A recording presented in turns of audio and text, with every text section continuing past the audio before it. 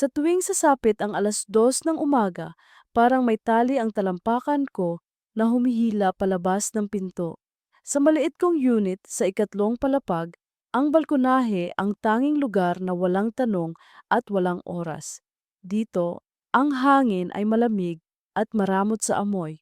Minsan may hapyaw ng usok galing sa tricycle na nagdaan, minsan may amoy ng basang karton mula sa tindahan sa ibaba. Sa malayo, ang syudad ay parang ilog ng ilaw na hindi napapagod, umiindayog ang mga bintanang nakabukas, at sa pagitan ang katahimikan na hindi tuluyang natutulog. Ako si Mara 30, call center agent na sanay gisingin ng mga boses na may accent at alalahanin ang mga account number na tila password ng ibang buhay.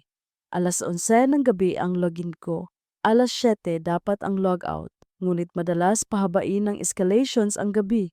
O kaya naman ang tagal ng dead air sa kabilang linya na mas mabigat pa sa sigaw. Sa loob ng opisina, may lamig na hindi kayang palitan ng jacket. Sa labas, may init na hindi kayang patahimikin ng pagod.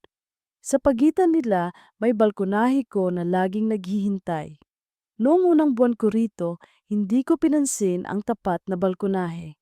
Nakatapat sa akin ang isa pang unit, pareho ng latag ng tiles, pareho ng rehas na may mga bakat ng kalawang. Madalas nakabukas ang ilaw roon, ngunit walang tao.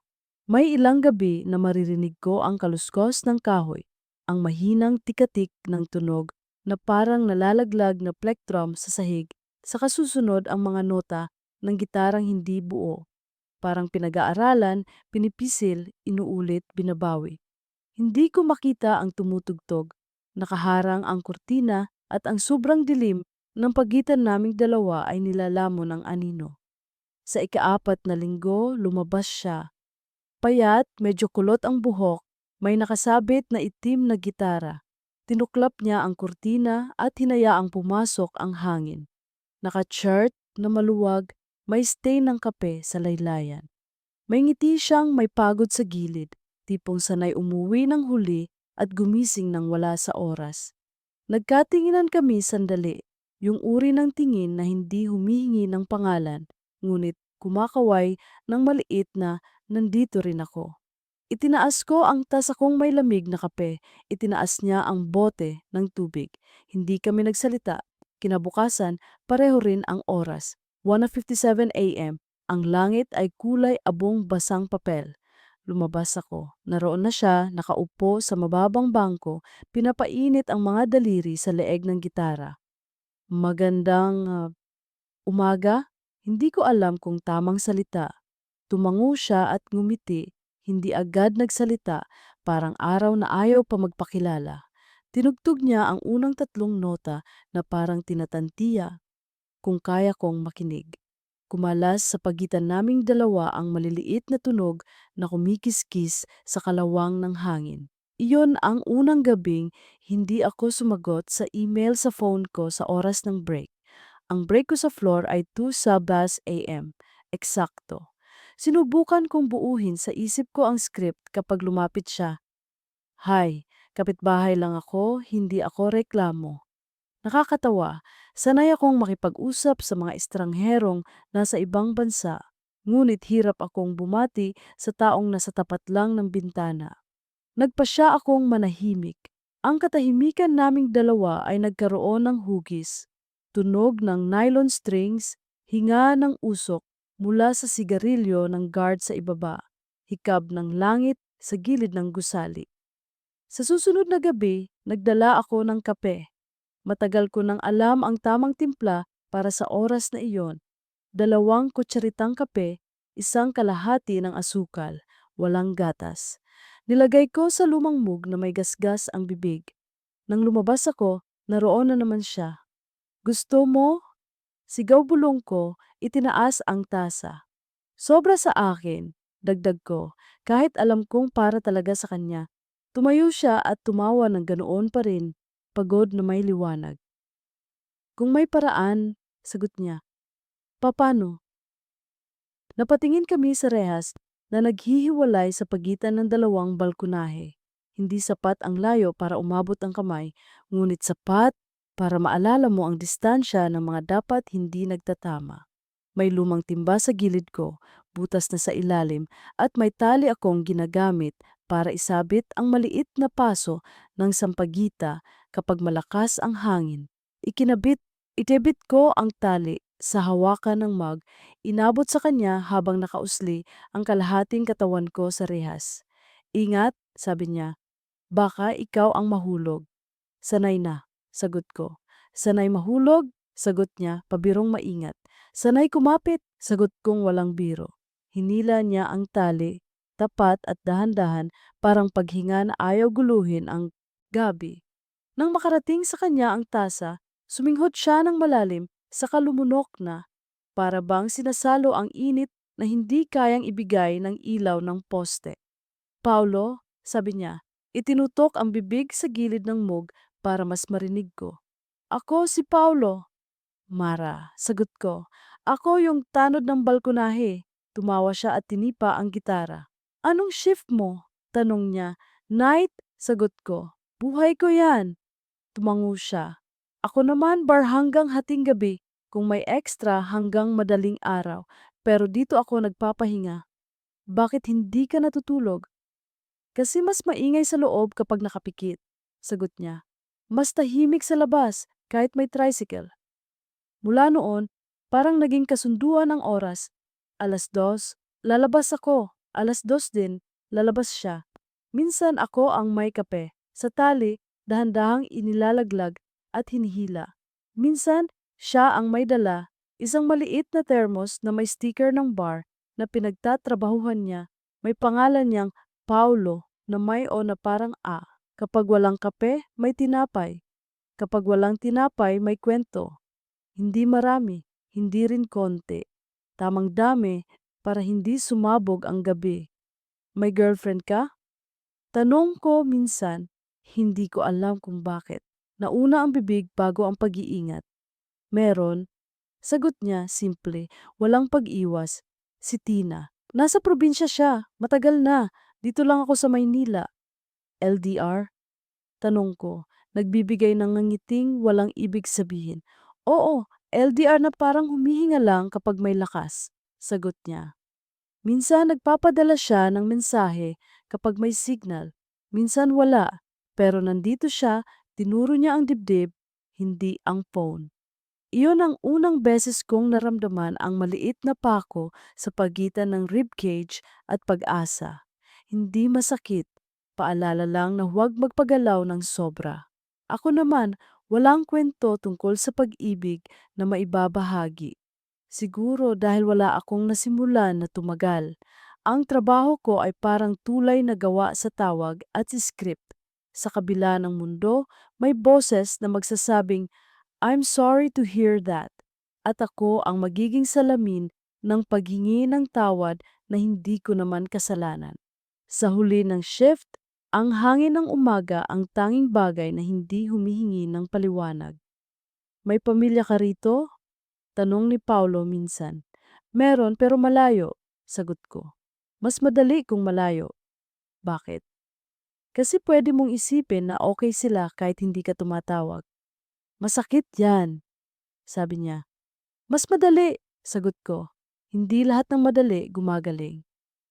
Hindi rin lahat ng mahirap may saysay, sagot ko. At natahimik kami pareho. Umikot ang mga araw na parang mabagal na relo. Uuwi ako mula sa Ortigas, bababa sa jeep sa kanto, bibilang ng 3 poste bago pumanhik sa hagdan na amoy tiles na basang nilinis ng janitor. Ang tanghali ay ginugugol ko sa maikling tulog na tila palagi kong iniiwasan. Gabi, babalik sa opisina, ang security guard ay laging magtatanong ng Ma'am, pang ilang araw nyo na pong OT, at palagi kong ngingitian na parang hindi nakakapagod.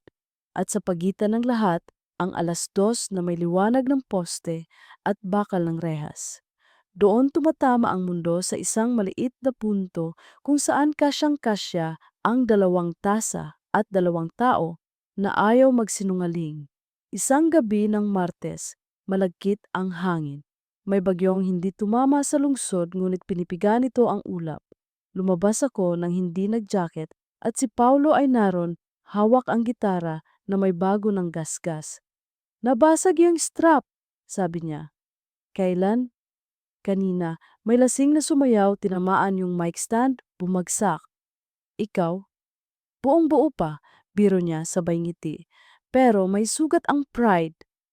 Itinipa niya ang unang linya ng kantang Hindi Ko Alam ang Pamagat, parang kantang ginagawa habang inaayos ang sarili. May request ka? Tanong niya. Wala, sagot ko. Kahit anong walang alaala. Nagkwento siya tungkol sa bar, kung paano madalas may dalawang uri ng customer, ang sumisigaw para malunod ang sarili, at ang tahimik para hindi marinig ang loob. Pareho silang mabigat, sabi niya. Pero mas mabigat yung tahimik. Tumango ako. Mas mabigat ang hindi humihingi. Tumawa siya ng mahina. Tulad mo. Tulad mo rin, sagot ko. Parang nagambagan kami ng kapirasong katotohanan at iniwan iyon sa hangin. Kinabukasan maaga ang out ko. 6:20 a.m. nakalabas na ako ng building. Ang araw ay tila pagod ding gumising. May kulay latag ng asin ang langit. Kumagat ang gutom ko kaya dumaan ako sa lugawan sa kanto. Si Manang, kilala na ang mukha ko, hindi ang pangalan. Extra tokwa. Tanun, Ginia. Oo, sagot ko. Umupo ako sa plastik na upuan. Pinanood ang usok na umaangat mula sa mangkok at ginagaya ang wika ng umaga. Wala pang antok ang mata ko, ngunit hinihila na ako ng kama. Umuwi ako at tumuloy sa loob, dumaan ng balkonahe, sumilip, sarado ang kurtina sa tapat. Natulog ako nang nakaharap sa pader. Mas madaling kumalma kung may bagay na tahimik sa harap. Gabi na muli, 11:00 ang login. Nakaupo na ako sa station ko, mga monitor na pamilyar na parang mga mata ng pusa sa dilim. Mabagal ang daloy ng tawag, marahil dahil Merkules. Tumingin ako sa orasan. 1:48 a.m. Ilang tiket pa, makakasinghot na ako ng hangin. Nasa dulo na ako ng isang escalation nang biglang sumigaw ang TL sa floor. Team, 5-minute break, hydrate. Tumayo ako, kinuha ang termos at naglakad patungo sa pantry. Sa bintana, mapusyaw ang kalye. Sa baba ng building, may guard na nakasandal sa poste. Naalala ko ang balkonahe. Nabuo ang pabalik na lakas sa tuhod ko, tapusin na natin, sabi ng loob ko. 1:57 a.m. nang madispose ko ang tawag, tumingin ako kay TL. CR break, ma'am. Tumango siya at humakbang ako palabas, parang may inaabutang hindi pwedeng malate. Pagdating sa unit, kinuha ko agad ang mug, nilagyan ng tubig at 2 kutsaritang kape. Yung tali, sige, itali. Ang hangin ay nangangako ng ulan, may alingas-ngas sa layo. Pagbukas ko ng pinto ng balkonahe, nandoon siya, nakatalikod, parang may pinipigil na salita. Paulo? Tawag ko, mahina, lumingon siya at may kung anong sumiklab na pag-aliwalas sa mukha niya na hindi ko pa nakitang ganap sa kanya. Buti, nandyan ka, sabi niya. Buti rin, sagot ko. Ibinaba ko ang mug, kinabit ang tali, at inabot sa kanya. Salamat, sabi niya. Kailangan ko to. Mas kailangan mo yung tulog, sagot ko. Tulog ang kulilat, tugon niya sabay tungga. May dumaang kulog sa malayo. Tumingin siya sa langit na parang kinakausap. Mara, aniya. Pwede bang naputol siya hindi dahil sa ulan, kundi dahil sa biglang boses mula sa loob ng kanyang unit, isang malamig ngunit magaan. Sutsot na parang nag-aayos ng damit habang nagsasalita. Paulo, tawagan mo si Ate Lita mamaya, ha? Sabi ni Ma. Bukas daw yung schedule ng OB. Napatigil ang lahat, parang pumutol ang mundo sa pagitan ng rehas. Napatingin ako kay Paulo. Natigilan din siya, parang hindi niya inaasahang maririnig ko. Sige, sagot niya sa boses hindi tumitingin sa akin. Saglit lang. Sumilay sa gilid ng kurtina ang anino ng babae. Hindi klaro, hindi rin malabo.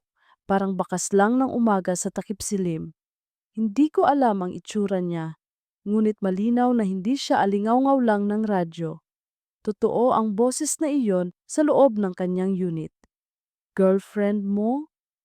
Tanong kong diretso, hindi para sumingil, kundi para marinig ang tunog ng totoo. Huminga siya ng malalim. Si Tina, sagot niya. Dumating siya kahapon. Hindi ko alam kung paano ko sasabihin sa'yo. Hindi dahil may dapat akong ipagtapat. Wala naman tayong... Naputol siya, hindi na ng boses sa loob, kundi ng hangin na biglang lumamig na parang may pumasok na bagong pintuan sa gabi. Okay lang, sabi ko at sinubukan kong ipirmi ang tinig ko. Kape lang naman ang naipagpapalitan natin. Hindi niya ako tiningnan. Mas mabuti, wala akong mukhang maibibigay na matapang sa sandaling iyon. Mara, Anya, hindi ako... Matulog ka na, putol ko. Maaga ang OB bukas. Saglit siyang natahimik at tumango. Inilapit niya sa rehas ang mug, binalik ang tali at humarap sa loob. Doon ko napansin ang maliit na detalye sa tasa. May maliit na sticker sa ilalim na pamilyar. Logo ng bar, oo. Pero sa tabi, may dumikit na post-it, maliit na parisukat na may sulat kamay na hindi kay Paulo. Huwag masyadong kape. T. Napangiti ako na hindi alam kung saan ihahanap ng baitang sa baga. Good night, sabi ko. Good night, sagot niya at pumikit ang kurtina. Bumalik ako sa mesa, walang tunog na kahit ano. Tiningnan ko ang phone.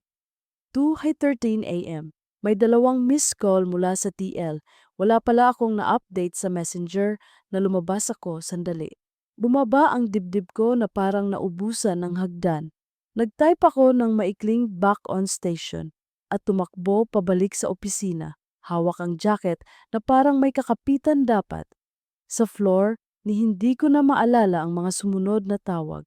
Ang boses ko ay mas maamo kaysa dati. Mas madalas ang I understand, mas tapat ang I'm here to help. Sa pagitan ng script, naririnig ko pa rin ang boses sa kurtin. Oh, bukas daw yung schedule ng OB. Naiisip ko ang schedule ng ospital, ang amoy ng puting pintura, ang malamig na ilaw.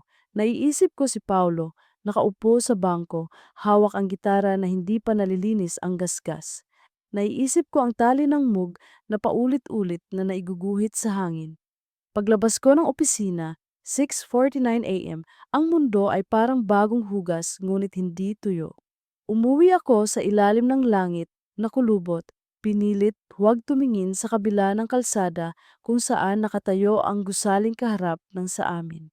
Pagkapasok sa unit, hinubad ko ang sapatos, tiniklop ang jacket, at dumiretso sa balkonahe tulad ng kinaugalian ko. Kahit maliwanag na. Sa tapat, bukas ang kurtina, ngunit walang tao. Sa sahig ng balkonahe ni Paulo, may nakaipit na postcard sa ilalim ng ashtray na kulay putik. Kumikislot ang sulok nito sa hangin, parang gustong kumawala. Mula rito malinaw ang isang linya sa harap, nakasulat sa tinta na pamilyar ngunit hindi akin. Para kay Tina. Hindi ko maiwasang mapangiti, hindi sa aliw, kundi sa linaw. Ang salitang matpikapara ay parang pader na hindi kailangang formal na itayo. Andyan na ito, matibay, hindi mo kailangang hawakan para maramdaman. Humarap ako sa loob, kinuha ang maliit na paso ng sampagita sa rehas. Ilagay muna sa loob, sabi ng mga daliri ko.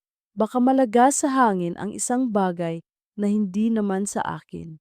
Sa mesa, binuksan ko ang lumang kuwaderno na may pahinang dati ko pang pinagsulatan ng boring na metrics at doon ko sinulat ang unang pangungusap na matagal ko na palang alam.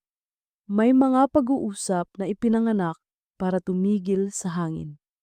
Pagkatapos, tumingin ako sa balkonahe ng walang tao at sa unang pagkakataon, hindi ako naghintay ng 2:00. Ang araw ay mabigat pa rin, ang mundo ay hindi pa rin marunong tumigil, ngunit ang paghinga ko ay hindi na hinihingal sa pagitan ng 2 tasa. Sa kabila, May taong naghahanda sa pagbangon para sa bagong simula na hindi ako dapat humarang. Sa akin, may gabi pa ring babalik mamayang hapon, may shift pa ring haharapin, at may balkonahe pa ring magpapalipas ng hangin. Ngunit ngayon, alam ko na ang hangganan ng rehas na hindi lang bakal, kundi salita. Ang mga araw matapos ang gabing iyon ay tila naging buhaghag na tela, parang bawat hibla ng oras ay sabay-sabay humihila sa magkaibang direksyon. Sa trabaho, naging mas tahimik ako kaysa dati. Ang boses kong ginagamit sa tawag ay mas banayad, mas malamig, halos walang emosyon. Wala akong lakas magpanggap ng kasiglahan sa tuwing may customer na sisigaw o magpanggap ng malasakit sa tuwing may reklamo. Sa mga teammate ko, si Dayan lang ang pansin ng pansin sa akin. Mara, okay ka lang? Tanong niya minsan habang pareho kaming kumukuha ng kape sa pantry. Ang mukha niya ay may guhit ng pag-aalala na hindi ko inaasahan mula sa kanya. Siya kasi iyong laging maingay, laging may alok na milk tea tuwing 3:00 ng madaling araw. Medyo maputla ka na, huwag mong sabihin wala ka na namang tulog. Umiling ako, mahina ang sagot. Sanay na, kaya pa. Tumango siya pero hindi kumbinsido. Kung kailangan mong may kausap, text mo lang ako. Hindi lahat ng tahimik ay matatag. Tumama iyon. Para bang siya mismo ang nagbigkas ng katotohanang matagal ko nang itinatago. Oo, tahimik ako. Oo, payapa ang anyo ko. Pero ang puso ko'y magulo, parang syudad sa madaling araw na may siren sa malayo, may batang umiiyak, may jeep na bumubusina, at may katahimikang binabalot ng ingay na hindi mo matukoy kung saan galing. Pag-uwi ko, automatikong lumakad ang mga paa ko papunta sa balkonahe. 7:00 pa lang ng umaga, may araw na. Ang mga gusali ay nagbabalik ng liwanag at ang mga tricycle ay parang langgam sa ibaba, nag-uunahan. Tumingin ako sa tapat, nakaawang ang kurtina. Nakita ko si Paulo, nakatalikod, parang may kinakausap sa telepono. May hawak siyang maliit na papel na tila resibo. Pinapaling-paling habang nagsasalita. Hindi ko narinig ang mga salita, ngunit malinaw ang bigat ng kanyang balikat. Sa isang iglap, tumingin siya sa labas at nagtagpo ang mga mata namin. Walang ngiti, walang tango. Para lang kaming dalawang estrangherong nagkasalubong sa jeep. Binaba ko agad ang tingin ko at pumasok sa loob. Sa sumunod na 2 gabi, hindi ako lumabas ng balkonahe. Pinilit kong gawing normal ang lahat. Tulog sa hapon, gising sa gabi, trabaho, call, break.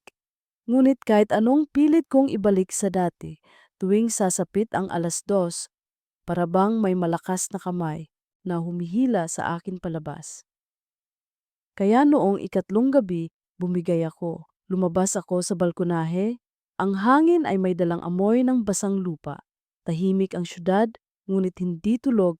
May malayong busina, may aso sa ibaba. At naroon siya, si Paulo. Nakaupo sa bangko, walang gitara, walang kape. Tumingin siya agad nang marinig ang pagbukas ng pinto ko. Mara, tawag niya mahina. Pasensya. Wala akong sagot. Umupo ako, nakapulupot ang mga braso sa aking tuhod. Hindi ko sinabi agad kasi huminga siya ng malalim. Kasi natatakot akong mawala ang katahimikan natin. Hindi ko ginusto na mapasok ka sa gulo ng buhay ko. Pero dumating si Tina at may dala siyang balita na kahit ako, hindi ko pa na rin lubusang natatanggap. Napatingin ako. Ang mga mata niya ay walang ibang hinahanap kundi pag-unawa. Buntis siya, dagdag niya, diretso. Para akong pinisil ng malamig na hangin sa loob. Alam ko na, narinig ko na. Pero iba pala ang marinig mula mismo sa kanya. Magiging tatay ako, Mara. At kahit gaano kabigat, kailangan kong yakapin iyon. Hindi ko alam kung paano ako makakasagot. Ang lumabas lang sa bibig ko ay, masaya ka ba? Matagal siyang natahimik. Sa huli, hindi ko alam, siguro. Siguro hindi pa. Pero may isang bagay akong sigurado, hindi ko dapat ituloy ang kahit anong nagsimula rito. Natigilan ako. Masakit pakinggan pero totoo. Walang relasyon ang namuo sa pagitan naming dalawa, ngunit ang mga gabi ng kape, ng ngiti, ng kwento, ng pagdikit, ng dalawang katahimikan, lahat iyon ay naging parang hiblang naghabi ng kakaibang lambat. At ngayon, kailangan ng putulin.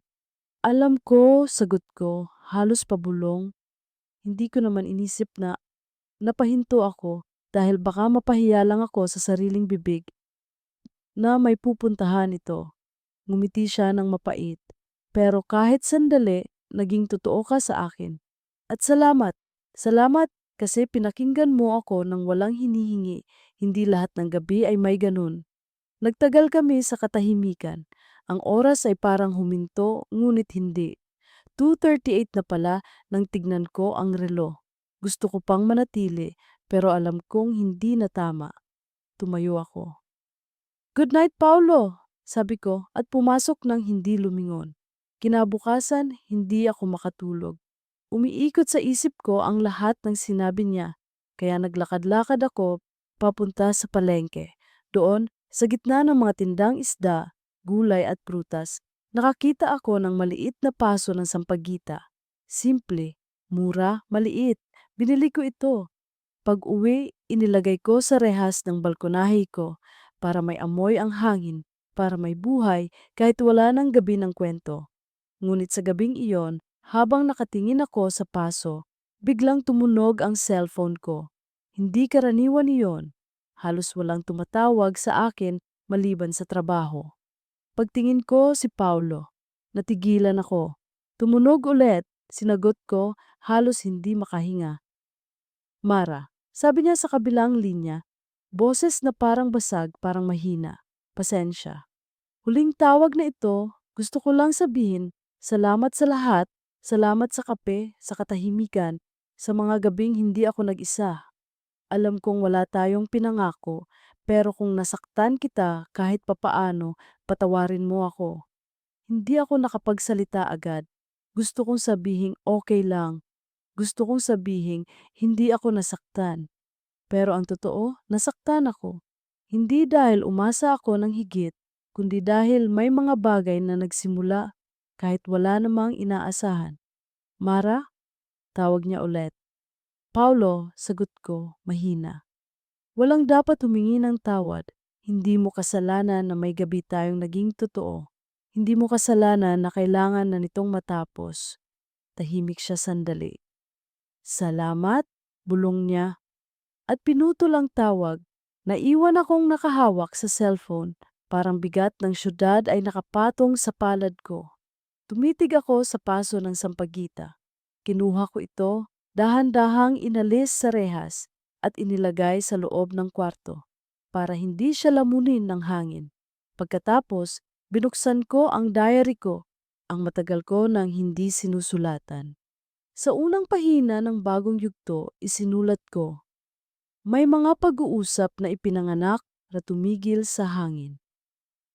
At sa umagang iyon, nakatulog akong nakaharap sa pader, hindi dahil naging madali, kundi dahil may isang bagay akong piniling buwagin, ang posibilidad na maging dahilan ng pagguho ng balkonahe ng ibang buhay.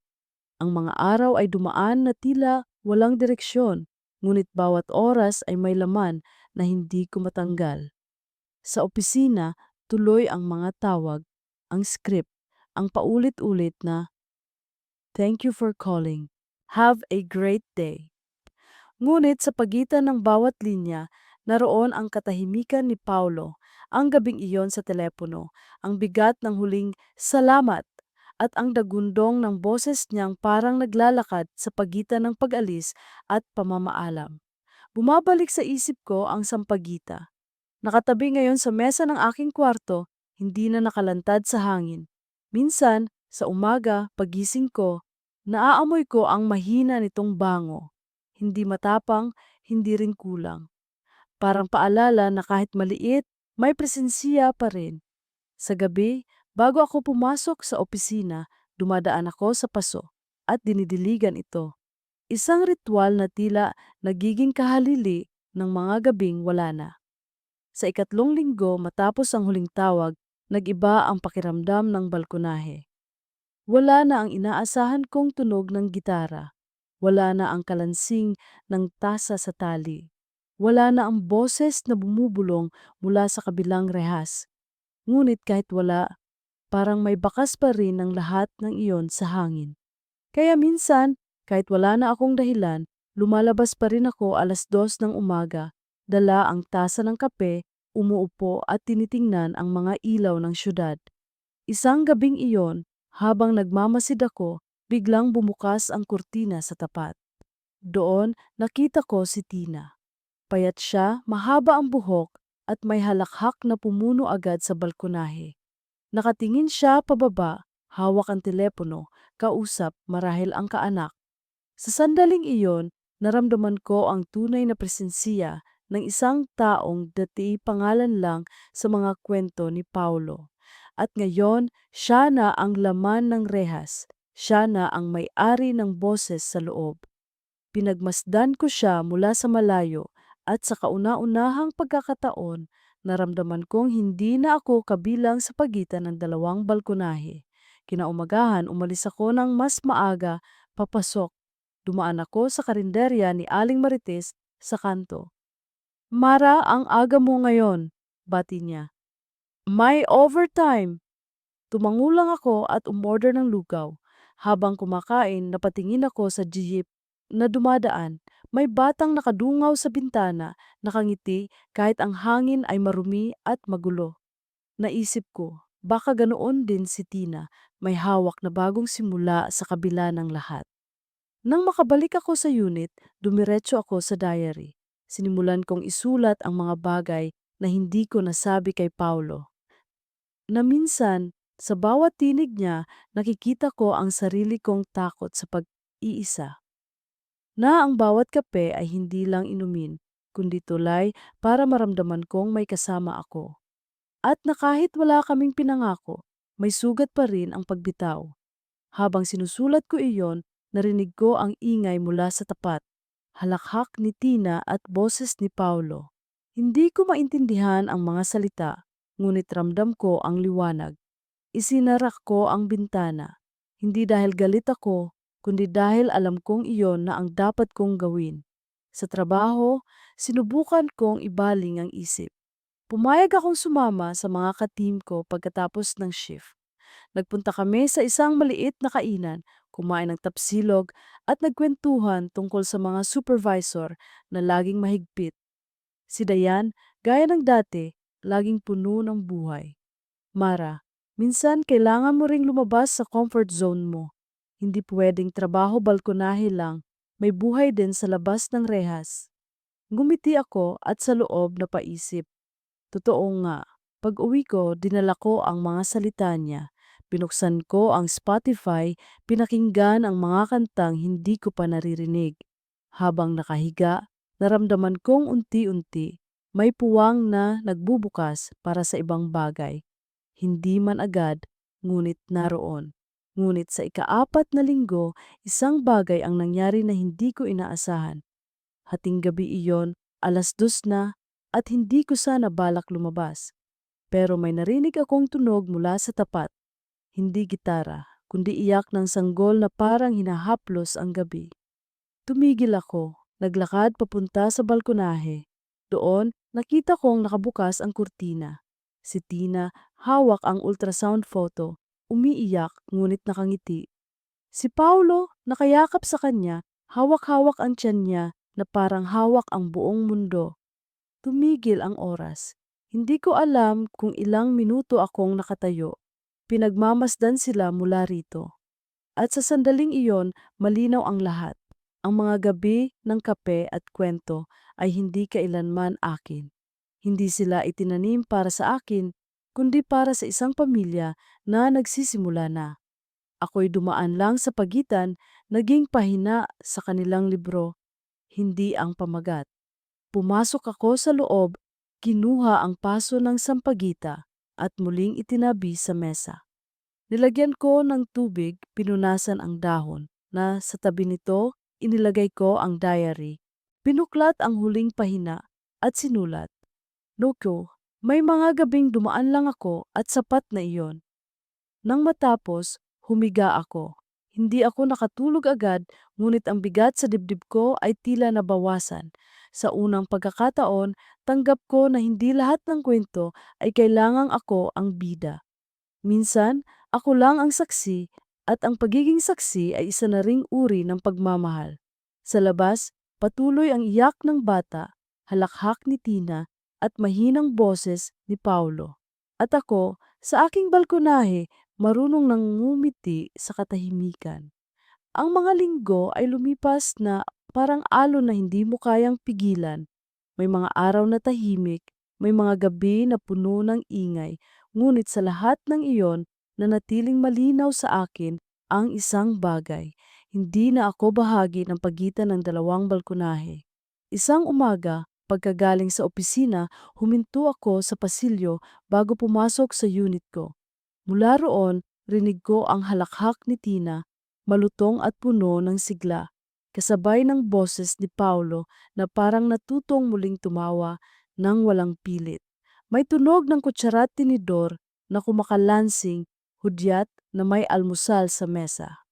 Sa halip na pumasok agad, nanatili akong nakatayo, pinapakinggan ang kanilang mundo na unti-unting humuhugis.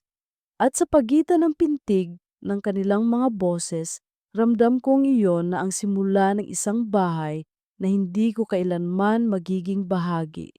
Nang pumasok ako sa unit, dumiretso ako sa balkonahe. Doon, sinalubong ako ng paso ng sampagita, lumalago, mas madahon at mas mabango kaysa dati. Napangiti ako nang maramdaman kong may buhay na ako mismo ang nag-alaga. Sa isip ko, ito ang sagot ng gabi sa lahat ng tanong na hindi ko na kailangang bitawan sa hangin. Ngunit kahit pilit kong iwasan, may mga pagkakataong nagtatagpo pa rin ang landas namin ni Paulo.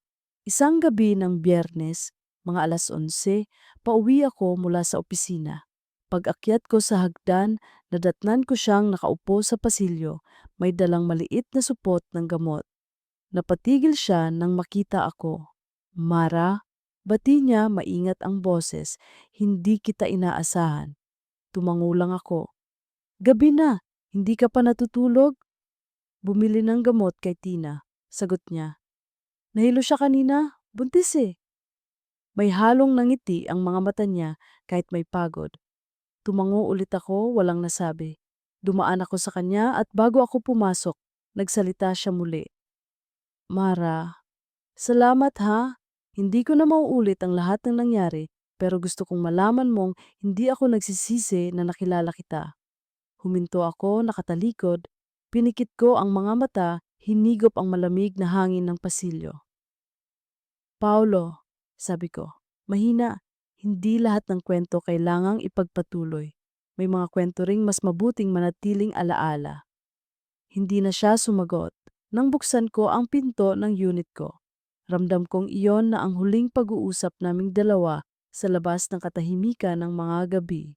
Sa mga sumunod na araw, mas pinili kong maging abala. Sumali ako sa mga teammate outing kahit hindi ko gusto dati. Sa isang weekend, pumunta kami sa Tagaytay. Unang beses kong lumabas ng lungsod sa loob ng 3 taon.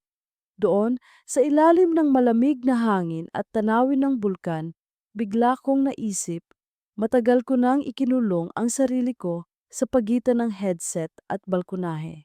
At marahil, panahon na para buksan muli ang mundo. Ngunit kahit lumalawak ang mga hakbang ko, may gabi pa ring bumabalik ang alaala. Isang madaling araw, nagising ako ng hindi oras, 2:00 pa lang, at ang katawan ko'y tila sanay ng bumangon para lumabas. Dinala ako ng paa ko sa balkonahe. Doon, tahimik ang syudad. Wala ang gitara, wala ang mga ngiti, wala ang tali ng tasa. Ngunit sa tapat, bukas ang ilaw ng unit ni na Paulo at Tina. Nakita ko silang magkatabi, si Tina nakasandal kay Paulo, hawak ang tiyan at parehong nakatingin sa labas. Hindi nila ako napansin at mabuti na rin iyon. Pinagmamasdan ko sila ng hindi nararamdaman ng mundo. Napatingin ako sa paso ng sampagita. Sa bango nito, parang pinapaalala sa akin. May mga bagay na itinatanim hindi para makuha agad ang bulaklak, kundi para ipaalala na may panahon ang lahat. Kinabukasan, isinulat ko sa diary. Ang balkonahe ay hindi laging tulay. Minsan, ito'y hangganan. Mula noon, nagsimula akong magbago ng ritual. Hindi na ako laging lumalabas ng 2:00. Minsan, 7:00 ng umaga bago matulog. Minsan, 8:00 ng gabi bago pumasok. Sa mga oras na iyon, iba na ang nakikita ko. Mga batang naglalaro sa kalye, mga mag-asawang nag-aayos ng mga paninda, mga kapitbahay na nag-uusap tungkol sa ulan. Unti-unti kong naramdaman na may mas malawak na mundo sa labas ng 2 rehas na iyon. Isang araw, habang nakatambay ako sa karinderya, nakasabay ko si Tina. May dalang gulay, nakadaster lang at nakangiti. "Ikaw si Mara, di ba?" Tanong niya, magaan ang tono. "Naririnig ko lagi ang boses mo sa balkonahe." Natigilan ako, bahagyang kinabahan. "Oo," sagot ko. "Ako nga." Ngumiti siya. "Salamat sa pagiging mabait kay Paulo. Ang dami niyang kwento tungkol sa kapitbahay na laging may kape." Parang kumalabog ang dibdib ko, ngunit ngumiti rin ako. "Maliit na bagay lang. Sana okay ka na." "Oo naman." Sagot niya, hawak ang tiyan. "Mahirap pero masaya. May mga gabing hindi ako makatulog pero may kasama akong nakikinig. Sapat na iyon." Pag-uwi ko, hindi ko maiwasang umiyak. Hindi dahil sa selos o galit, kundi dahil sa kabuuan ng lahat. Naging bahagi ako ng isang kwento na hindi para sa akin, ngunit nakapag-iwan ako ng marka, isang tasa ng kape, isang tahimik na gabi, isang maliit na pagsalo sa bigat ng ibang tao. At iyon, kahit paano, ay may saysay. Lumipas pa ang mga buwan. Ang tiyan ni Tina ay lumaki at dumating ang araw na narinig ko ang iyak ng isang sanggol mula sa tapat. Isang bagong buhay ang isinilang at sa gabing iyon, nakaupo ako sa balkonahe, hawak ang tasa ng kape, nakikinig. Hindi nila ako nakikita at hindi ko kailangan. Ang boses ng sanggol ay sapat ng paalala na ang lahat ng gabi ng katahimikan ay may dinadalang liwanag sa dulo. Isinulat ko sa diary. May mga usapan na natapos sa hangin, ngunit may mga buhay na nagsimula sa parehong hangin. At iyon ang mas mahalaga. At mula noon, natutunan kong ngumiti sa bawat pagdaan ng 2:00 kahit hindi na ako lumalabas. Dahil alam ko na ang balkonahe ko ay hindi na lugar ng pag-aasam, kundi lugar ng pagpapaalam na may payapang anyo. Mula nang dumating ang sanggol ni na Paulo at Tina, nag-iba ang tunog ng buong gusali. Kung dati ang 2:00 ng umaga ay pag-aari ko, ngayon ito'y oras ng iyakan. Tunog ng bote na hinahanda, mga yapak na nagmamadaling umaalalay. Sa una, naiirita ako, parang inagawan ako ng katahimikan. Pero makalipas ang ilang linggo, natutunan kong pakinggan ang musika ng bagong buhay na iyon. May ritmo ang pag-iyak, may awit ang halakhak ni Tina habang pinapakalma ang bata, at may lalim ang boses ni Paulo na ngayon mas bihira ko nang marinig pero mas buo. Isang madaling araw, nakaupo ako sa balkonahe, hawak ang tasa ng kape, maaliwalas ang hangin at ang buwan ay parang nakabitin na lampara. Mula sa tapat, nakita kong bukas ang kurtina. Si Paulo nakatayo, hawak ang sanggol na nakabalot sa kumot. Hindi niya ako nakita. Nakatitig siya sa anak niya na parang ito na ang tanging bagay na mahalaga. Sa sandaling iyon, naintindihan ko na natagpuan na niya ang katahimikan na dati hinahanap sa pagitan namin. At iyon, kahit masakit, ay nakapagpahinga rin sa akin. Kinabukasan, sa trabaho, mas magaan ang loob ko. Napansin ni Dayan. "Uy, parang iba ka ngayon ah. May glow ka, Mara," biro niya. "May secret admirer ba?" Napangiti lang ako. "Wala, natutong tumanggap." Hindi niya naintindihan agad, pero sapat na iyon para sa akin. Habang tumatagal, lalo kong ginugol ang oras sa ibang bagay. Nagsimula akong muling magsulat, hindi lang sa diary, kundi sa maliliit na kwento. Mga katang-isip na hindi kailangang totoo, ngunit may bahid ng mga naramdaman ko. Isang gabi, nagbasa ako ng isa sa mga ito sa team habang nagkakape sa pantry. Tahimik silang nakinig at sa huli may pumalakpak. Si Dayan, malutong ang tawa. Mara, dapat gumawa ka ng vlog. Sayang yung mga sinusulat mo. Napangiti ako, ngunit itinabi ko muna ang ideya. Pag-uwi ko, inilagay ko ang sampagita sa gitna ng mesa. Naisip ko, marahil ito ang simbolo ng lahat ng pinili kong bitawan at lahat ng natutunan kong alagaan. Sa halimuyak nito, may paalala. May mga bagay na hindi para sa iyo, pero maaari pa ring magbigay ng kaginhawaan. Ngunit may isang gabi, halos 2 buwan matapos ipanganak ang sanggol, nagulat ako nang marinig kong tinatawag ang pangalan ko mula sa tapat. Lumabas ako at nandoon si Paulo, hawak ang isang maliit na termos. Mara, sabi niya, mahina, parang nahihiya. Gusto mo ng kape? Nanatili akong nakatayo, hindi ko alam kung tatanggapin ko or hindi. Hindi na kailangan, sagot ko. Pero sa tingin niya, may bigat ng isang taong gustong magpasalamat, hindi humingi ng higit.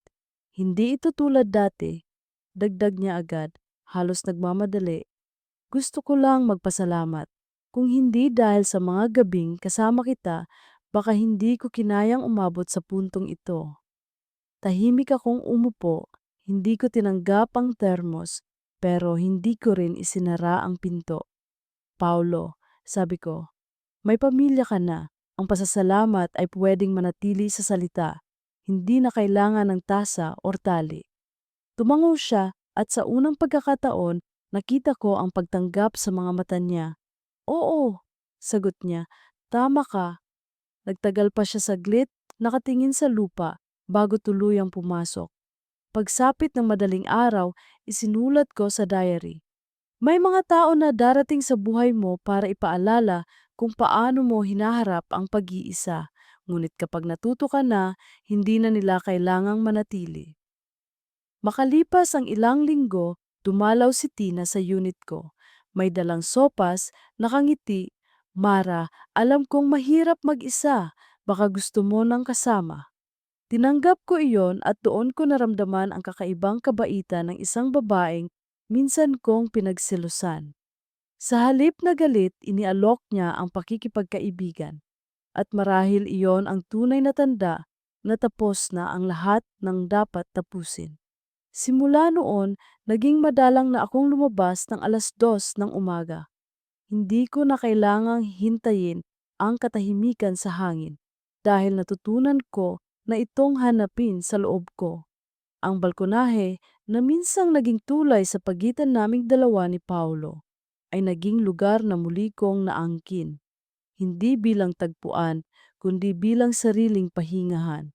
Isang gabi, bago ako pumasok sa opisina, tumingin ako sa sampagita. Marami na itong bulaklak at ang bango ay umaabot hanggang sala. Kinuha ko ang isang maliit na sanga, inilagay sa baso ng tubig at isinulat sa diary. Hindi lahat ng bulaklak ay para ialay sa iba. Minsan, sapat na ang alay sa sarili. At sa unang pagkakataon matapos ang lahat, ngumiti ako sa refleksyon ko sa bintana. Hindi dahil nakalimot, kundi dahil natutong magpatuloy. Minsan, sa kalagitnaan ng mahabang shift, natutulala ako sa monitor at napapaisip, paano kung hindi dumating si Tina noon? Paano kung nanatili lang ang mga gabing kape at gitara at walang boses na sumingit mula sa kortina? Pero mabilis din akong bumabalik sa ulirat. Wala namang saysay ang mga paano kung. Ang mahalaga, narito ako ngayon, humihinga, nagtatrabaho, at unti-unting natututo kung paano mabuhay na hindi nakasandal sa isang katahimikan na hiniram kulang. Ang opisina ay parang ikalawang bahay. Paulit-ulit ang script, paulit-ulit ang tanong, paulit-ulit ang reklamo. Pero natutunan ko nang ipasok sa pagitan ng mga linyang iyon ang sarili kong pahinga. Kapag break, nagsusulat ako sa maliit na notebook, hindi na diary, kundi mga maikling pangungusap na parang talulot ng bulaklak. Halimbawa, ang gabi ay hindi laging kaaway. Minsan, ito ang nagtuturo kung paano manahimik ng hindi natatakot. O kaya, may mga tinig na mas naririnig kapag wala na sila. Si Dayan, gaya ng dati, mahilig mangialam. Mara, ano yan, haiku? Biro niya isang madaling araw habang inaabot ko ang ballpen. Hindi, sagot ko. Mga piraso lang ng iniisip. Dapat gawing libro, tugon niya, nakangiti. O blog, alam mo may mga taong naghahanap ng ganyang mga salita. Napaisip ako, totoo kaya? May halaga kaya ang mga salitang isinulat ko bukod sa pagbibigay ginhawa sa sarili? Pero agad kong itinabi ang notebook. Hindi pa panahon. Sa bahay nanatili akong tahimik na saksi sa paglaki ng anak ni na Paulo at Tina. Rinig ko mula sa balkonahe ang mga unang tawa, ang unang iyak ng gutom, ang mga kantang inaawit ni Tina para patulugin ang bata. At si Paulo, ang boses niya ay nag-iba. Mas mababa, mas buo, mas may direksyon. Isang gabi, nakasalubong ko siya sa pasilyo. May bitbit na diaper at gatas. Ngumiti siya at ngumiti rin ako. Walang salita ngunit sapat na iyon. Minsan, naiisip ko kung paano ako nakalampas sa lahat. At ang sagot palagi ay iisa. Tinanggap ko na hindi lahat ng bagay ay dapat panghawakan. May mga gabing ipinanganak para matapos, at may mga tao na dumarating para turuan ka, hindi para manatili. Isang linggo ng hapon, nagpasya akong linisin ang buong unit. Binuksan ko ang bintana, hinayaang pumasok ang hangin at inilipat ang paso ng sampagita sa isang mas malaking paso. Lumago na ito, kailangan na ng mas maluwag na lupa. Habang tinatanggal ko ang lumang paso, naisip ko, ganito rin pala ang puso. Kailan, gang lumipat, kailangang bigyan ng puwang para patuloy na mabuhay. Kinagabihan, dumaan si Tina. May dalang maliit na mangkok ng sopas. Mara, baka gusto mong tikman. Niluto ko sobra-sobra kasi, aniya. Tinanggap ko iyon at nagpasalamat. Naupo kami saglit sa balkonahe ko at doon siya nagkwento. Tungkol sa hirap ng pagbabantay sa gabi, tungkol sa pangarap niyang bumalik sa probinsya kapag lumaki-laki ang bata, tungkol sa takot at tuwa ng pagiging ina. Nakikinig lang ako, at sa bawat salita niya, lalo kong naramdaman na tama ang naging pasya ko. Ang huwag maging dahilan ng pagkawasak ng balkonaheng kabilang buhay. Pag-alis niya, isinulat ko sa notebook. May mga sugat na gumagaling hindi dahil nakalimutan, kundi dahil may bagong buhay na umusbong sa tabi nito. Lumipas pa ang mga buwan, ang dating ritual na 2:00 ng umaga ay napalitan ng mas simpleng kalayaan. Minsan, nagkakape ako ng 7:00 habang nanonood ng liwanag ng araw. Minsan, bago pumasok sa opisina, nakaupo ako at pinagmamasdan ang mga tao sa ibaba. Mga batang naglalaro, mga jeep na nag-uunahan, mga tindera na nag-aayos ng paninda. At natutunan kong may kakaibang ganda rin pala ang araw, hindi lang ang gabi. Isang gabi, bago ako umalis, nakatanggap ako ng mensahe mula kay Dayan. Mara, may gumawa ng FB page para sa mga kwento natin sa team. Gusto naming ikaw ang unang magsulat ng post. Natigilan ako. Naisip ko agad ang mga pirasong naisulat ko. Kinabukasan, nagpadala ako ng maikling kwento. Hindi tungkol kina Paulo, hindi tungkol kay Tina, kundi tungkol sa isang babaeng natutong yakapin ang sarili niyang katahimikan. Pagkalipas ng ilang araw, nagulat ako. Maraming nag-react, maraming nagkomento. Totoo, ramdam ko ito. Salamat sa salita. Doon ko lang naisip, baka nga tama si Dayan. Baka nga may saysay ang mga salitang iniingatan ko. Habang binabasa ko ang mga komento, tumingin ako sa paso ng sampagita. Amoy nito ang buong silid at sa liwanag ng maliit na ilaw sa mesa, nakita ko ang mga puting bulaklak na unti-unti nang nalalanta. Pero hindi ako nalungkot sapagkat alam ko may mga bagong usbong na darating. Tulad ng mga salita, tulad ng mga gabi, tulad ng mga tao, laging may pagdating at paglisan. At sa sandaling yon, tumingin ako sa balkonahe ng walang tao at ngumiti. Dahil ngayon, alam ko na hindi ako nawala sa kwento. Ako ay bahagi pa rin hindi sa buhay ni na Paulo at Tina, kundi sa sarili kong paglalakbay. At iyon ang mas mahalaga. Minsan, kapag nagigising ako nang wala sa oras, 1:00, 2:00 ng madaling araw, napapansin kong hindi na ako kusang lumalabas sa balkonahe. Parang natutunan ng katawan kong huwag hanapin ang dating ritual. Ngunit kahit ganoon, nananatili pa rin ang pagnanais na sumilip, na makita kung paano nagbabago ang gabi. Kaya isang madaling araw, hindi ko na pinigil ang sarili ko. Lumabas ako, dala ang tasa ng kape, at umupo. Tahimik ang syudad. Wala na ang tunog ng gitara, wala na ang boses ni Paulo. Ngunit sa tapat may manipis na liwanag mula sa kurtina. Sa loob maririnig ang mahinang iyak ng sanggol na agad ring tinatahan ng awitin ni Tina. Pinakinggan ko iyon at hindi ko alam kung bakit, pero napaluha ako.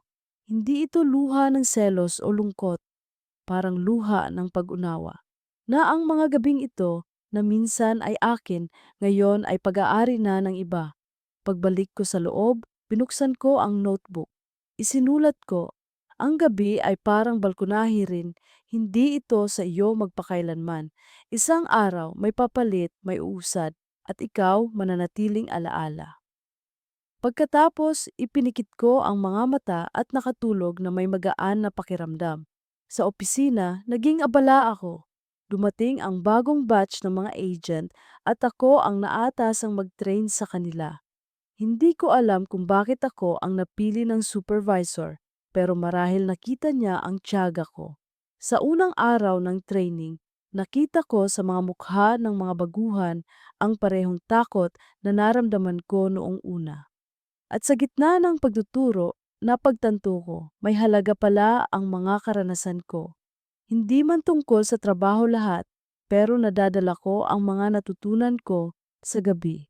Ang kahalagahan ng pakikinig, ng pagiging tahimik, ngunit naroroon. Mara, sabi ng isa, si Kevin, paano kung hindi ka sanay makipag-usap? Parang ako, kinakabahan palagi. Napangiti ako. Hindi laging salita ang kailangan. Minsan, sapat na ang boses na matatag. At higit sa lahat, dapat marunong kang makinig dahil doon nagsisimula yung totoong pag-uusap. Pagkatapos ng shift, lumapit sa akin si Dayan. Alam mo, Mara, parang iba ka na. Mas bukas ka, mas handang makihalubilo, hindi na lang ikaw si tahimik sa balkonahe. Ngumiti ako. Siguro kasi natutunan ko na kung kailan ako dapat magsalita at kung kailan dapat tumahimik. Dati ba, tanong niya, may dahilan kung bakit mas pinili mong manahimik? Hindi ko siya sinagot. Tumingin lang ako sa tasa ng kape na hawak ko. May mga kwento kasing hindi kailangang ipaliwanag. Minsan, bago umuwi, dumaan ako sa karinderya ni Aling Marites. Habang kumakain ng lugaw, nakita ko si Tina na may dalang stroller. Mag-isa siya at natigilan nang makita ako. Ngunit agad din siyang ngumiti. Mara, wika niya, buti nagkita tayo. Salamat ulit sa lahat. Alam kong minsan may mga gabi na hindi naging madali. Pero ngayon, natututo na kaming umikot ang buhay sa bago naming kasama. Tiningnan ko ang sanggol, mahimbing na natutulog, mapula ang pisngi, at may maliit na kamay na nakasara. Maganda siya, sabi ko, at mukhang matatag. Oo, sagot ni Tina, masayang masaya. Siguro kasi may ama siyang natuturing lumaban sa katahimikan. Pag-uwi ko, dala ko ang imaheng iyon. Isang sanggol na natutulog ng payapa at isang ina na puno ng pag-asa. Naalala ko ang mga gabing puno ng tanong ng hindi pagkakaunawaan ng mga lihim na hindi ko alam kung saan dadalhin. At ngayon, nakikita kong may sagot na. Buhay na ipinanganak mula sa lahat ng iyon. Sa sumunod na linggo, muling lumapit si Dayan. Mara, ginawa na kitang admin ng page natin. Ang daming nagbabasa ng mga sinusulat mo. Sabi nila, nakakatulong daw sa gabi nila. Napangiti ako at napaluha ng bahagya. Hindi ko akalain na may makikinig, na may makakaunawa. At sa loob-loob ko, alam kong galing iyon sa lahat ng katahimikang pinagdaanan ko. Sa lahat ng gabing, nakaupo ako sa balkonahe, nakikinig sa isang gitarista at sa kanyang mga lihim. Nang gabing iyon, lumabas ako sa balkonahe. Ang sampagita ay namumulaklak at ang bango ay parang yakap. Sa tapat, sarado ang ilaw, tahimik ang mundo. Umupo ako at sa unang pagkakataon, hindi ako naghintay ng kahit sino. Ang hinintay ko ay ang sariling tibok ng puso ko, na ngayon buo na hindi dahil sa ibang tao, kundi dahil natutunan kong maging sapat para sa sarili ko. Isinulat ko sa notebook. May mga gabing iniwan ako ng katahimikan, pero bumalik ito sa tamang oras, hindi na para ibahagi, kundi para ipaalala na kaya kong mabuhay ng mag-isa. At sa mga sandaling iyon, alam kong papalapit na ang pagtatapos ng kwento ko sa balkonahe. Ngunit hindi ito pagtatapos ng pag-ibig, ito'y simula ng pagtanggap na ang sikreto ng puso ay hindi palaging tungkol sa paghawak, kundi sa pagbitaw. Ang mga buwan ay kumapal sa pagitan naming dalawa ng balkonahe sa tapat at ng balkonahe ko. Parang ulap na natutong manatili sa gilid ng langit kaysa bumuhos. Dumagsa ang tag-ulan, ang mga alulod ay kumakanta sa madaling araw, at ang semento ng pasilyo ay laging mamasa-masa. Sanay na akong dumaan sa ilalim ng mababang kisami na may tulo, iwas sa patak, iwas sa alaala. Sa opisina, lumaki ang batch na tinitrain ko. Natuto akong magsalita na parang hindi nauupos, natuto akong manahimik na walang lihim, at muling natutunan ang simpleng ritual ng kape na hindi ipinapasa sa tali. Sa bahay ang sampagita ay lumago, mabigat ang mga puting talulot, at ang bango nito'y napupunit ang antok tuwing umaga. Isang Martes, pagkagaling ko sa pangumagang training, nadaanan ko si Paulo sa hagdanan. May pasa ang ilalim ng mata, may hawak na grocery bag, may nakasabit na bote ng baby vitamins. Tumigil siya saglit, tila naghanap ng linya sa loob niya. At sa dulo, kamusta lang ang lumabas. Ayos, sagot ko. Ikaw? Gising, biro niya. At sabay kaming natawa, hindi dahil magaan ang mundo, kundi dahil minsan sapat ang maliit na katawa-tawa para humakbang. Umangat ang mga balikat niya, parang may gustong sabihin, ngunit dumaan si Tina sa itaas, kumaway at biglang naging kumpleto ang eksena. Tatlong tao sa iisang pasilyo, magkakaiba ang tungkuling hawak. Ingat, sabi ko.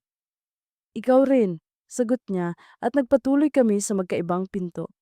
Sa sumunod na linggo, dinala ako ng team sa isang open mic sa bar.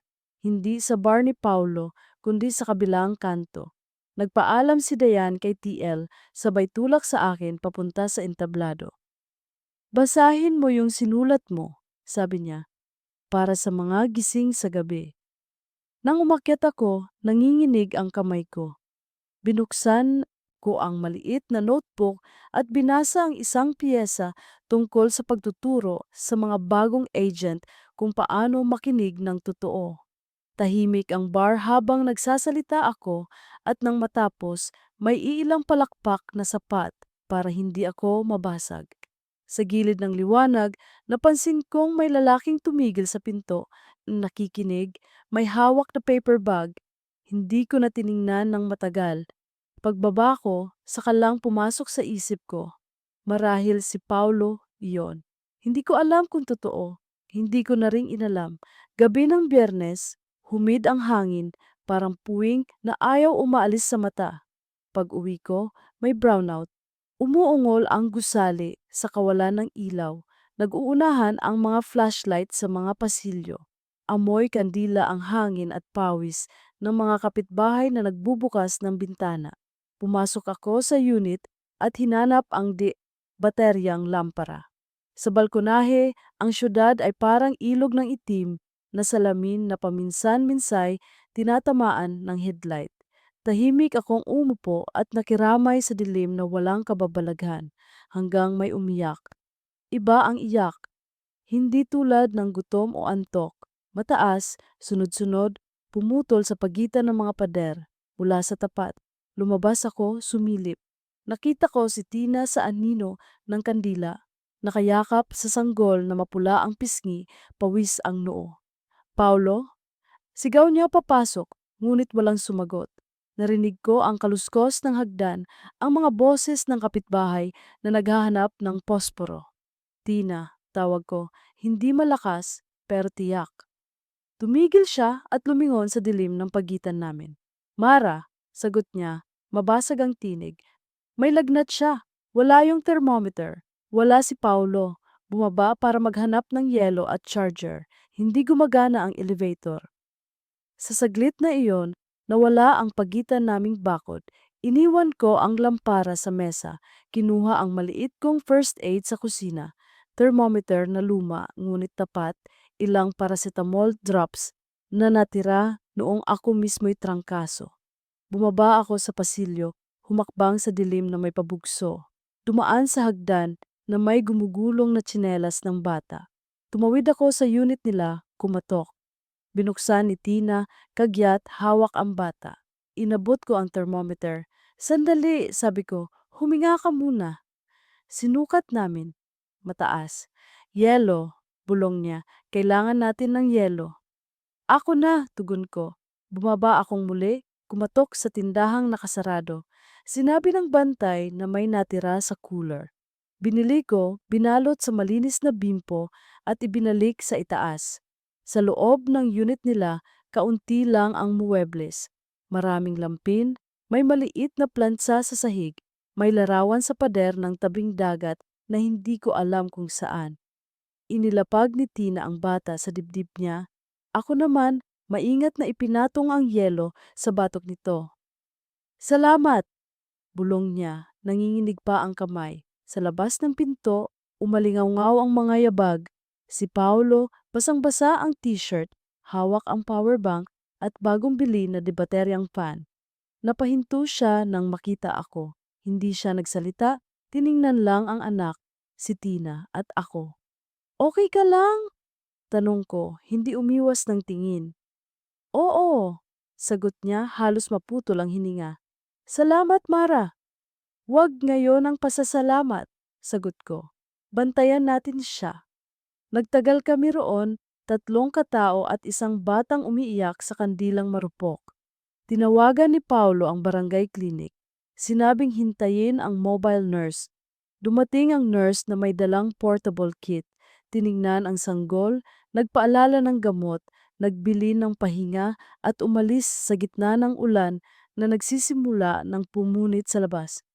Nang humupa ang init sa noo ng bata, saka lang kami huminga ng sabay. Mara, wika ni Tina, kung wala ka, nandito rin si Paulo. Putol ko. At bukas muling iilaw. Tumango siya, at sa unang pagkakataon, niyakap niya ako, hindi mahigpit, hindi maluwag, sakto lang para malaman naming buhay pa kami. Pag-uwi ko sa unit ko, basang-basa ang laylayan ko at may marka ng yelo sa palad. Umupo ako sa puo sa harap ng balkonahe. Ang dilim ay hindi na lihim, kundi pahina lang na walang tinta. Sa mesa, kinuha ko ang notebook at isinulat. May mga gabing ang hangganan ay nagiging tulay, hindi para tumawid, kundi para magsalo. Pinatong ko ang bolpen at pumikit. Sa kabilang balkonahe, narinig ko ang mahinang sabay na paghinga ni Tina at ng anak at ang mga paa ni Paulo na nagaayos ng mga bote marahang-marahan para walang magising. Kinabukasan, bumalik ang kuryente. Sa umaga, kumatok si Paulo. Pagbukas ko ng pinto, nakatayo siya, may dala na namang paper bag. Huwag kang mag-alala, hush, hindi kape. Biro niya at iniabot ang supot. Sa loob may maliit na dekahong sandok ng bigas na inukit sa gilid ang salitang salamat at isang pick ng gitara na lumang-luma, pinunasan. Galing to sa unang gitara ko, sabi niya. Hindi na bagay sa akin. Baka sa'yo maging paalala ng hindi ko alam, baka paalala lang na may gabing maayos nating isinara. Pinagmasdan ko ang pick, may gasgas, may kupas na tinta ng pangalang halos nabura. Paulo, wika ko, mas bagay to sa iyo. Marami pa akong pick, sagot niya. Isa lang ang kapitbahay na nagbigay ng yelo. Natawa ako kahit may bigat. Salamat, sabi ko, at tinanggap. Lumipas ang mga araw na muling kumalma. Unti-unting sumigla ang anak nila. Sa umaga, rinig ko ang tawa. Sa hapon, rinig ko ang mga kantang panlabay ng mga unang salita. Minsan, dinadaanan ako ni Tina upang manghiram ng asin o asukal. Minsan, dinadaanan ko siya upang ibalik ang Tupperware. Walang lampas sa dapat, walang kulang. Sa loob ko parang may banayad na pagsasara ang pinto. Hindi kalabog, hindi kalansing. Isang yakap lang ng hangin bago tuluyang dumulas ang saray. Isang linggo ng tanghali, habang pinapatuyo ko ang labada, may anunsyo sa bulletin board ng gusali. Ipapaayos ang mga balkonahe sa ikatlong palapag. Pansamantalang ipagbawal ang paglabas sa rehas mula ika-5 hanggang ika-9 ng susunod na buwan. Napahinto ako, parang biro ng mundo, ang lugar na naging tahanan ko sa gabi ay isasara muna. Naisip kong baka iyon na ang formal na paalam. Kinagabihan, sinukat ko ang katahimikan na wala ako sa rehas. Hindi pala ito hukay. Pwede palang huminga sa loob, sa tabi ng halaman, sa upuang kahoy na dati ay reserve lamang para sa pagod. Pinikit ko ang mga mata at sa isip, nakaupo pa rin ako sa rehas. Pero hindi na naghihintay. Sa kalagitnaan ng buwan, narinig ko ang mga paang nagmamadali sa pasilyo, mga kahong dinamayan ng mga lalaki, mga pako sa cart. Pagbukas ko ng pinto, nakita kong nakapila ang mga kahon sa tapat. Si Tina may hawak na checklist. Si Paulo, pawisan, may binubuhat na lumang amplifier. Lilipat kayo? Tanong ko kahit malinaw na ang sagot. Oo. Tugon ni Tina nakangiti ngunit may pighati. Uuwi muna sa probinsya. Doon daw muna kami hanggang lumaki-laki si Ili, mas maraming tutulong, mas tahimik, hindi kasing ingay ng syudad. Mabuti yan, sabi ko. Mas makapal ang hangin ng umaga sa probinsya. Mas malambot sa baga. Tumawa siya. At may layo sa balkonahe, biro niya. At pareho kaming natawa ng totoo. Lumapit si Paulo, may dalang maliit na kahon. Para sa'yo, wika niya. Sa loob may dalawang bagay. Isang maliit na postcard ng bar na pinagtatrabahuhan niya at isang piraso ng papel na may nakasulat na chords na madaling tugtugin, G, C, D, M. Sa ibabaw may pamagat. Lambing sa ikatlong palapag. Ako ang gumawa, sabi niya. Pero hindi ko tinugtog dito. Hindi ko alam kung dapat. Siguro mas tama kung ipapadala ko sa'yo bilang pahina na hindi kailangang marinig. Bakit postcard ng bar?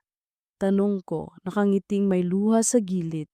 Kasi doon ako natutong manggaling at umuwi, sagot niya. At dito, natutunan kong tumigil. Naga-high five si Eli sa hangin, parang may sariling timing. Tinapik ko ang kahon, isinara. Salamat, tugon ko. Hindi ko ito ilalagay sa rehas. Tumango siya. Ilagay mo kung saan ka hihinga. Hapon na nang matapos ang paglipat. Bumaba sila sa jeep na may tarp, may nakasulat na pangalan ng probinsya sa gilid. Kumaway si Tina mula sa bintana, kumaway ako pabalik. Si Paulo umikot bago sumakay, tumigil sa tapat ng pinto ko. Mara, sabi niya, salamat sa hindi pagiging kwento na wala sa amin. Paulo, Tugon ko. Salamat sa pagbabalik ng tunog sa tamang bahay. Nag-apir kami sa ere, hindi kamay sa kamay kundi sa pagitan, sapat na ang hangin bilang saksi. Umalis ang jeep, tumila ang alikabok. Nagsara ang pinto sa tapat. Kinagabihan, ang balkonahe sa harap ay walang ilaw, walang kurtina, walang yabag. Pakiramdam ko, mas maluwag ang langit. Kumuha ako ng baso ng tubig, umupo sa upuan ko at hinarap ang sariling sala. Ang ilusyon ng mundo na noon ay nasa labas, ngayon nasa loob na. Binuksan ko ang notebook at binalikan ang unang pangungusap na isinulat ko sa gabing umalis, ang huling tawag, Lace, may mga pag-uusap na ipinanganak para tumigil sa hangin. Sa ilalim nito, idinugtong ko. At may mga tao na ipinanganak para magpatuloy kahit tumigil na ang hangin. Ilang araw lumipas, dumating ang mga manggagawa para ayusin ang mga rehas. Umalingaw-ngaw ang lagari, kumalat ang pulbos ng kawayang pintura.